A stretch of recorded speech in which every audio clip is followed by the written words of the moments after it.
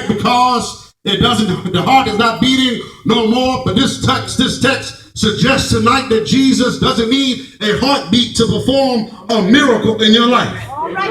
Jesus touches the coffin, and this man who was carrying, the Bible says that when he touched the coffin, that those who carried him, they stopped, they stood still. And those who were carrying this young man to his demise knew it was over, but they were on their way to bury him. And those who were carrying him stood still when Jesus touched the coffin. Verse 14 says, he says, young man, I say to you, arise. And whenever Jesus touches, and whenever Jesus talks, there's always transformation. And whenever Jesus touches and whenever Jesus talks out of his mouth, there's always something that's about to happen. And the Bible says that the man who once was dead, now he steps up and he starts to speak.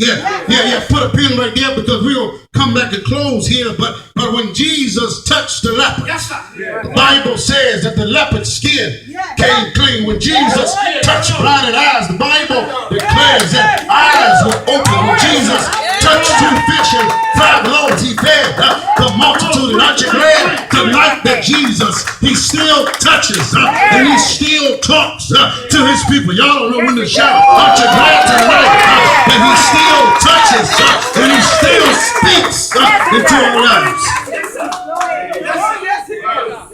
But things change when Jesus touched and talks.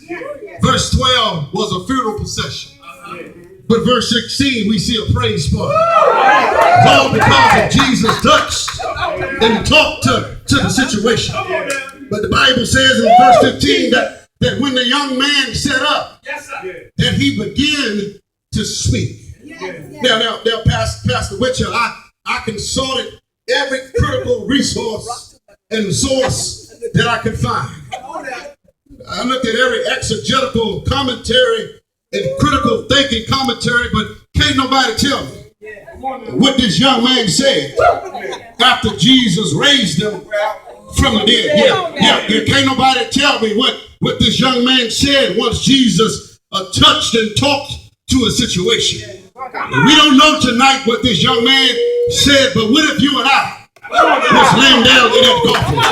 What would you say tonight after Jesus has touched or changed your situation? What would you say tonight if Jesus touched your dead situation? And I wish I had a witness here tonight that can magnify the Lord, because one day you were seeking deep in sin. You was far from the peaceful shore.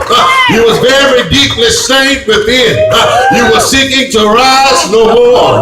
But the master of the sea, he heard your despairing cry, and from the waters he lifted you. And have you ever been lifted by Jesus on tonight? Should nobody have to prime or pump you up to worship God in this place? If you ever been healed by Jesus, you ought to give God some praise on tonight. If he ever took addiction out of your mouth, you ought to worship God tonight. But can I tell you where he changed me? On a hill called Calvary. He died from the 6th until the 9th hour. He died until the moon. It dripped in blood. He died on the cross until midday turned into midnight. And I'm so glad tonight that he said, Father, into your hands I commend my spirit. They laid him down in Joseph's barber tomb. But the story don't end on Friday. He stayed there all day Saturday. But early Sunday morning, he got up with all power in his hand. And because Jesus got up, you better not bury that thing tonight, because there's still healing in his hand. There's still breakthrough in his hand. There's still a miracle in his hand. Won't he do it? Won't God do it? Won't he show up? Won't he make a way? Won't he be a bridge over troubled water? Won't he provide in your life? Because through it all, I learned to trust in Jesus. I said through it all, I've learned to trust in God. And so be not dismayed whenever you betide. God will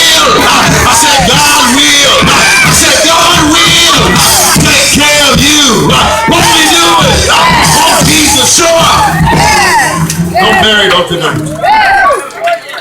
Yes. That he takes control of the situation. Yes, Lord. Whatever it is tonight.